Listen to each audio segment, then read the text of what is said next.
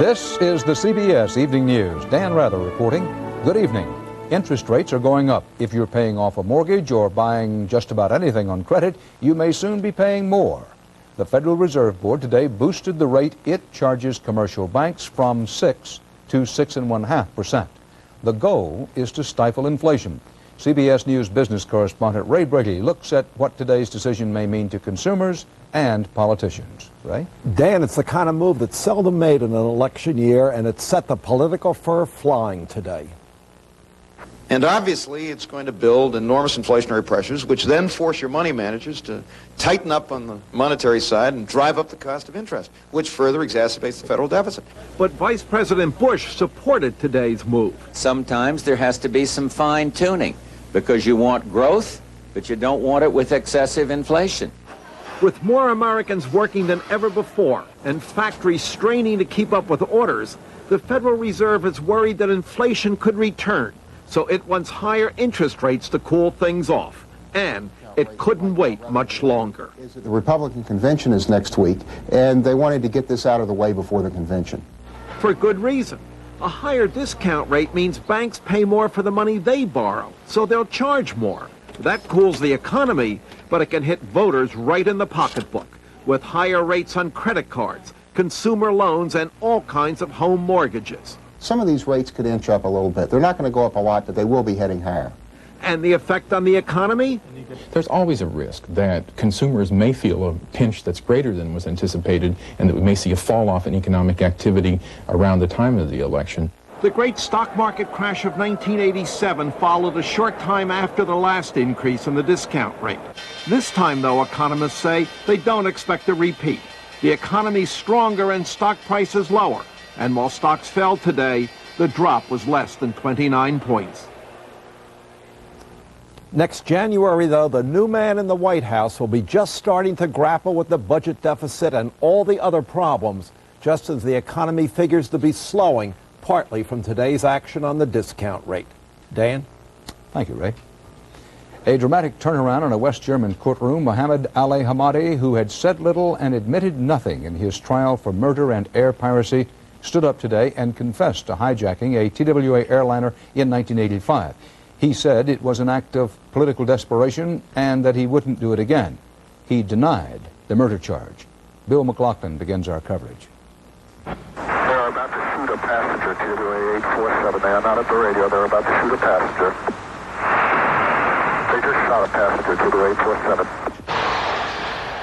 Mohammed Ali Hamadi today told a court in Frankfurt that he was one of 4 Lebanese Shiite gunmen who hijacked a TWA passenger jet in the summer of 1985.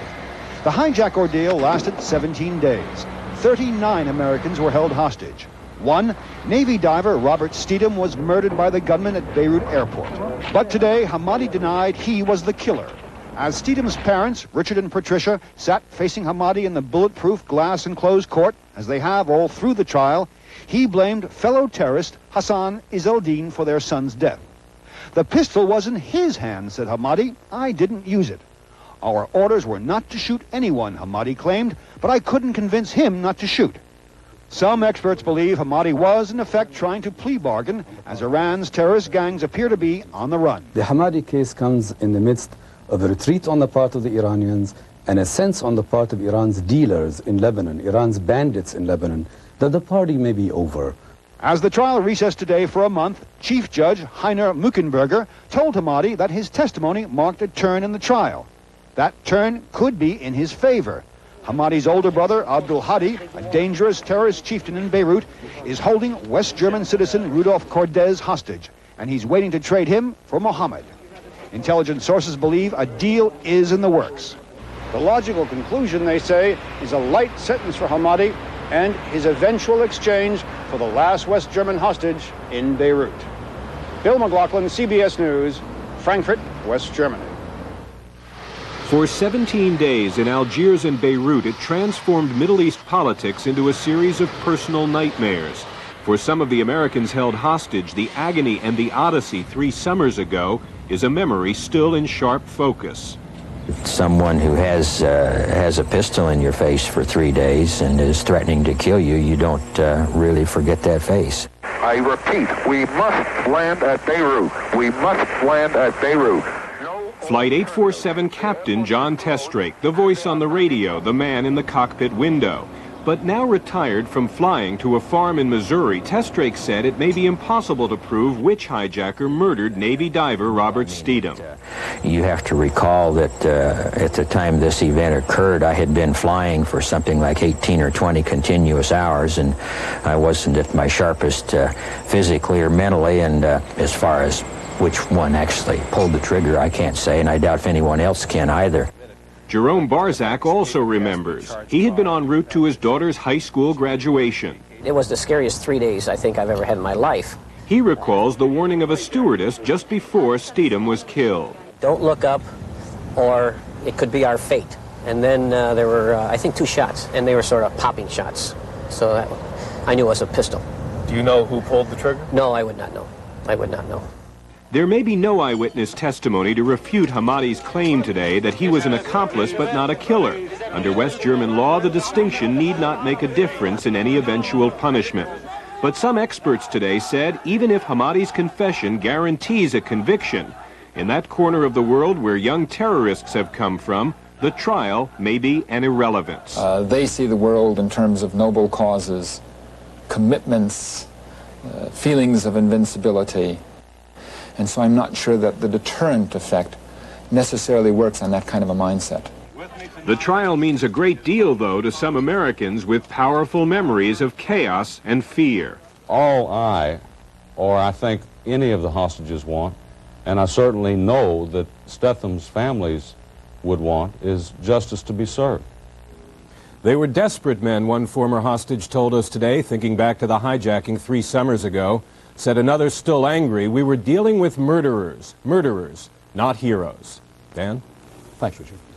Israeli warplanes blasted a PLO base in southern Lebanon for 2 hours today. Lebanese reports said 3 people were killed and 12 wounded in that raid. As Bob Simon reports, it was part of an offensive against the stubborn Arab uprising in Israel's occupied territories. The Palestinian uprising entered its 9th month today, and the Israeli Air Force marked the occasion by bombing a PLO radio station in southern Lebanon. The army said it had been used for propaganda and incitement, and it was blown right off the air. The Israelis have been doing a lot of demolition work lately. They've destroyed 30 houses in the occupied territories over the last 3 months. An effective form of collective punishment, say the authorities, especially when shown on TV. 3 houses were destroyed this last week in the West Bank village of Beit Omar. The army said young men who'd lived in these houses had thrown firebombs at soldiers. They couldn't catch the guides who's doing such things, so they want to punish all the village. The army is punishing this farming village for frequent and violent demonstrations against the occupation. It's preventing the farmers from selling their crops, plums mainly, on the Israeli market. They're beginning to rot on the trees now. They're being used to feed the sheep. The army has cut off water to the village for days at a time. The well is almost empty now, and the villagers are getting busy, digging cisterns in backyards, doing whatever they can to cut their dependence on the Israelis. If they can't sell cash crops, they'll revert to subsistence farming. Tomatoes and string beans, and raising rabbits becomes a political act. The villagers are being driven back in time. If I haven't a car, I will use the donkey. But events are moving quickly and putting new kinds of pressure on the Palestinians. King Hussein's decision to sever Jordan's ties with the West Bank, speculation that the PLO is about to declare a government in exile, are making people here conclude that it's time to move past the stones to a new level of rebellion. It's high time not only to throw stones or to burn tires or to block roads or to go to demonstration. The Intifada is to build a new Palestinian society. Today, 9 months after the first stone was thrown, a total strike throughout the territories was enforced by local committees, independent of the Israelis, of King Hussein, even of the PLO. Seeds, the Palestinians say, of a new society. Bob Simon, CBS News, Beit Omar. UN peacekeepers set out for Iran and Iraq today, and Iran's military chief ordered his forces to cease firing, even though the UN truce doesn't begin officially for another 10 days. The government of Burma turned to deadly force today, trying to put down a student-led revolt. Troops opened fire against unarmed protesters in several Burmese cities. The government said at least 36 people were killed, but unofficial reports put the death toll at more than 100. And still to come on the CBS Evening News, the Wayne Gretzky story, Richard Schlesinger in the back-to-school season. Will the fall outfit include guns and knives? And Peter Van Sant on Lizard Man, a swamp monster so mean he'll bite the chrome off your car. Maybe.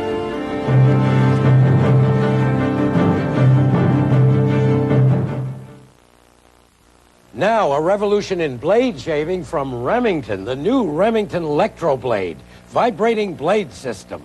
Electroblade's high-speed motor and vibrating twin blades gently and closely shear whiskers for a smooth, comfortable shave. The Remington Electroblade glides so easily, you'll get a blade shave like you've never imagined. Safe, immersible, and cordless.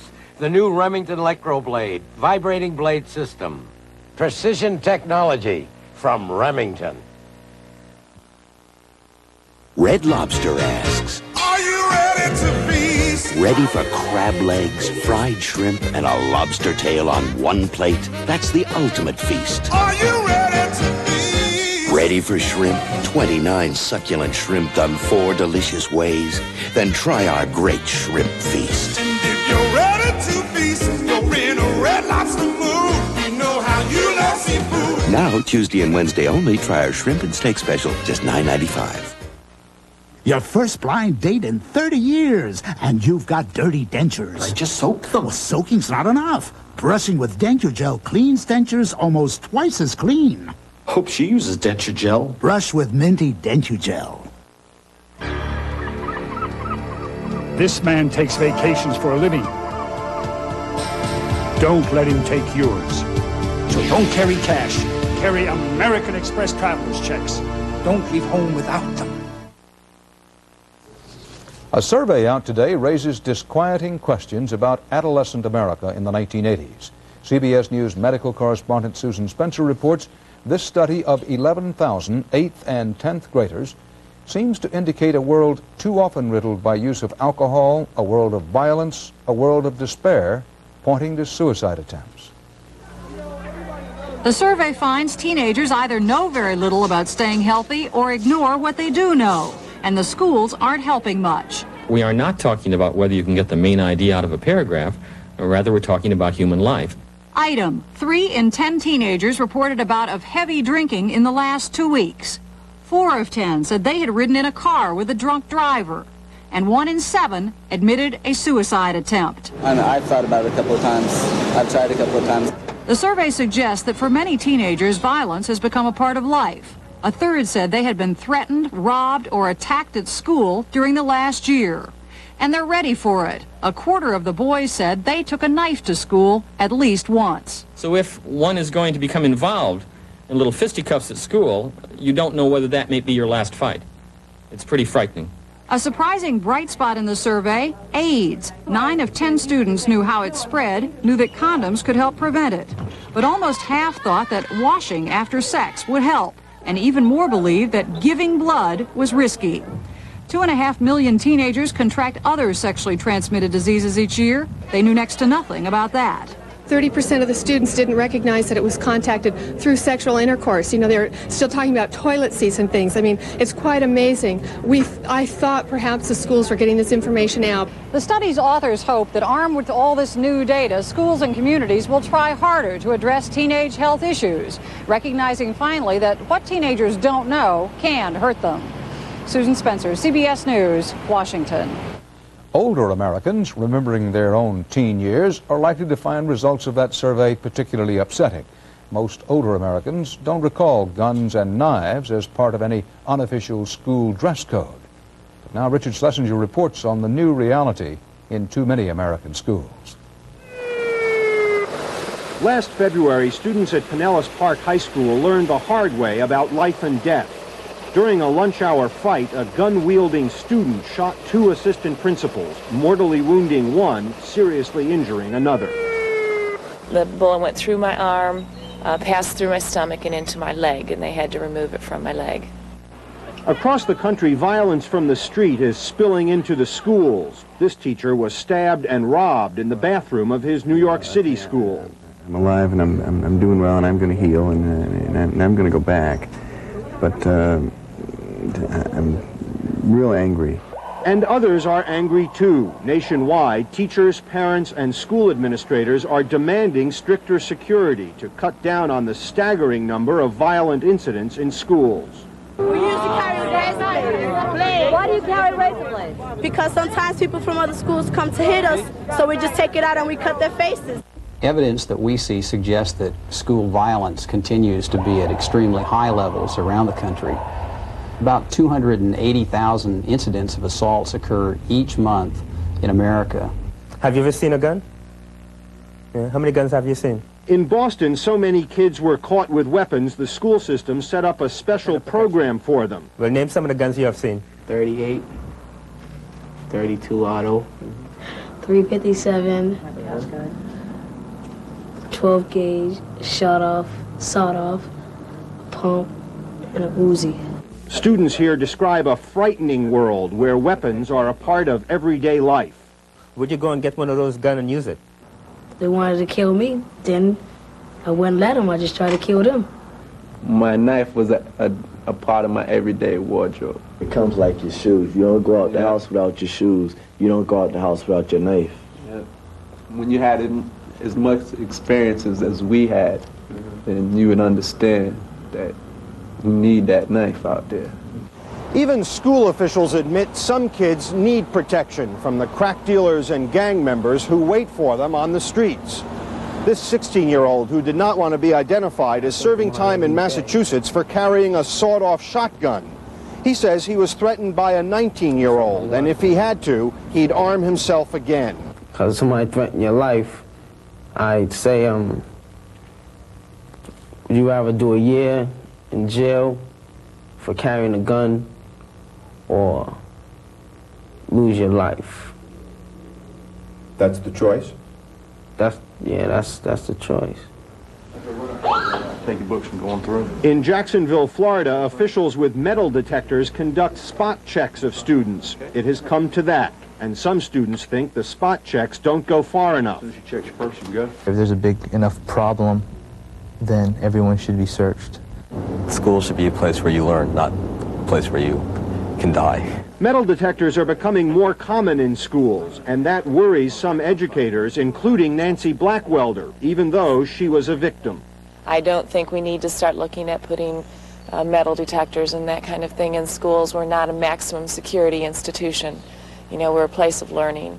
I think we're forced into it. Many say, well, they didn't do this in my day.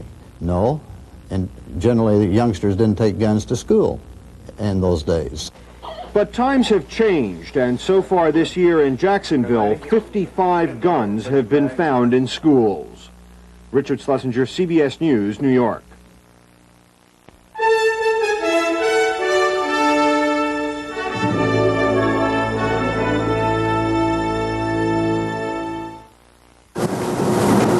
I've been writing a lot of stories about aspirin lately, but if you think you've heard all there is about aspirin, think again. Clinical tests on headaches show there's a better aspirin formula. It's Anacin. Listen, the tests show that compared to regular strength aspirin, Anacin provides a more effective level of headache relief. Better relief. The latest good news about aspirin is Anacin. Anacin, a better aspirin formula. You've suffered through all kinds of diets and regimens, but if you don't get enough protein when you're dieting to lose fat, you might lose muscle. Protein can help you keep muscle while you lose fat, and Special K has the highest level of dietary protein available in a cereal. So one reason for including the under 200 calories Special K breakfast in a balanced diet is rather obvious. Special K. Keep the muscle, lose the fat. It's out there again, waiting. Allergy season. But allergies don't have to be a big problem. Not with fast-acting Benadryl, the most prescribed allergy medication ever. The problem with foreign oil is that the price and supply goes up and down. To get off this roller coaster, America can use its own coal and nuclear energy. America can count on coal and nuclear energy. With opening day of the Republican convention less than a week away, George Bush was celebrating today amid indications that his attacks and those of President Reagan may have been whittling down his opponent's lead in the polls. A Gallup poll released late today seemed to bear that out.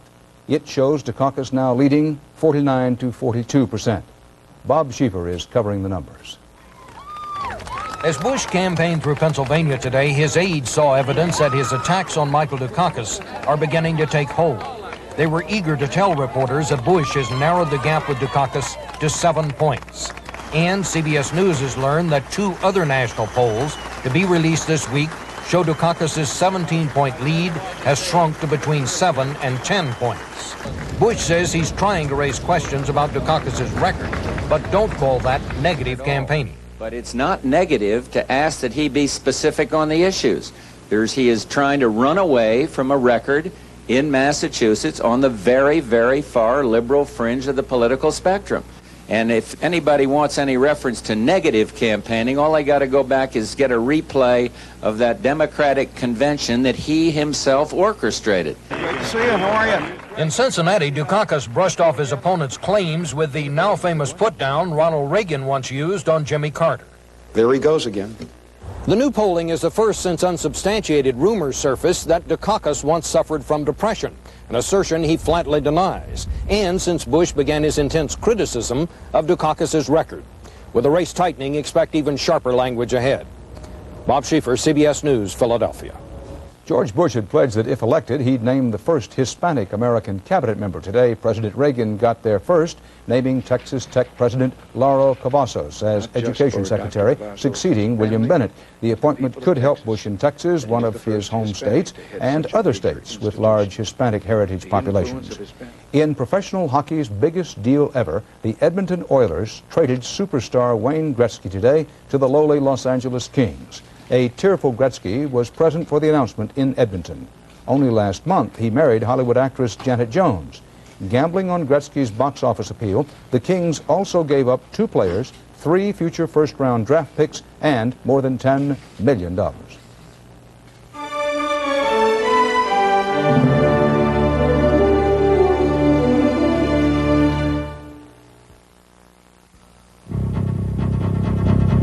It takes more than years of training to make it to the Olympics. It takes a lot of support. And you can help support the Olympic dream. Because when you clip coupons for selected 3M products, 3M will make a contribution to the United States Olympic team. It's a way for you to help make an athlete's dream come true. Check your Sunday paper for this ad and look for these 3M products. 3M, supporting the dream. Here's Jerry with a new car. What'd you pay for it? About $5,900. Are you kidding? Does it run on batteries? Does it have a motor? Does it have a motor? Can I kick the tires? Will the door come off the hinges? Hey, guess what? It's a Subaru! Oh, a Subaru! Subaru! Only one inexpensive car is built like a Subaru. The Subaru Justy.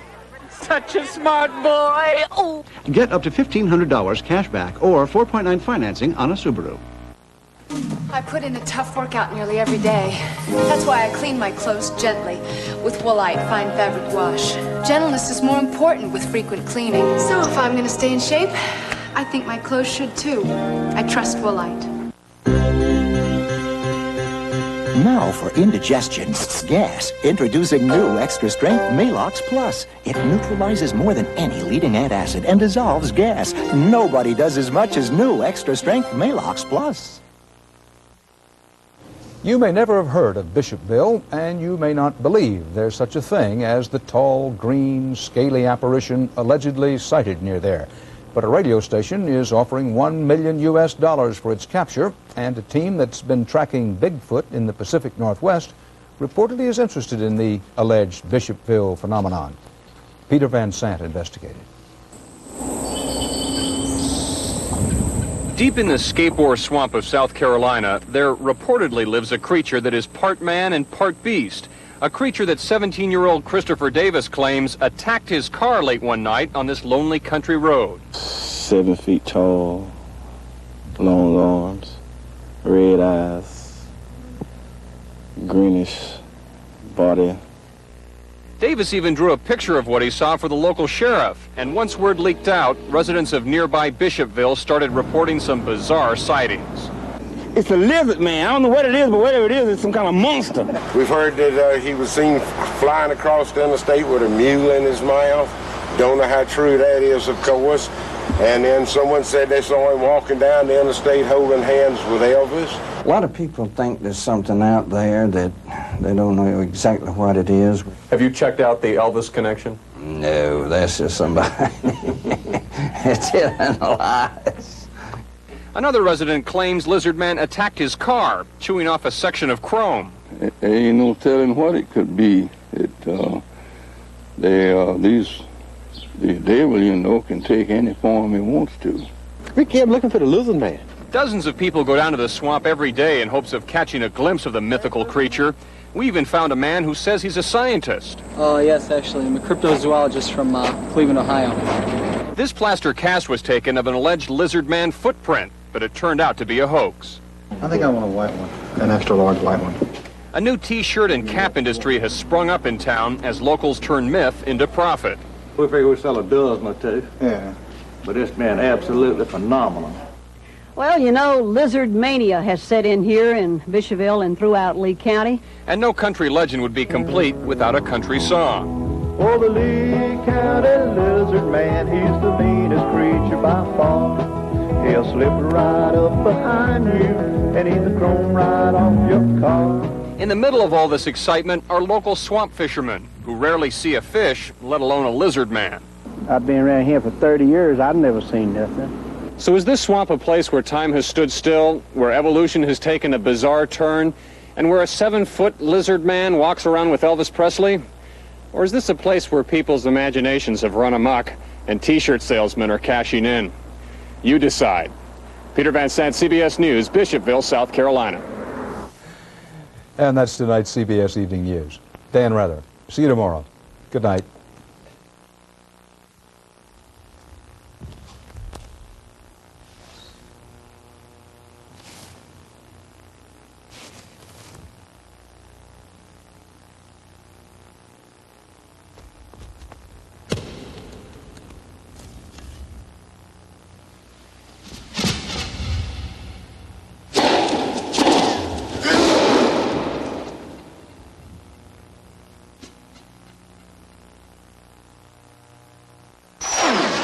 After flying so many aircraft, I'm not easily impressed with car performance.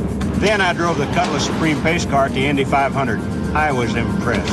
In USAC tests, Cutlass Supreme out-cornered the Acura Legend and brake better than the Ford Thunderbird LX. And Cutlass Supreme costs a whole lot less. So I got 3 of them. Hey, I got 2 kids, boys. And now Oldsmobile will buy the air conditioning for you when you buy a 1988 Cutlass Supreme by September 28th.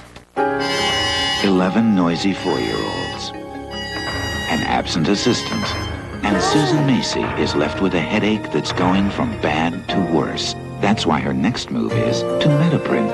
Metaprin has the same medicine as Motrin, and nothing's proven faster for relief of headache pain or any kind of pain. It's also gentler to your stomach than aspirin. Metaprin works fast when you haven't got time for the pain.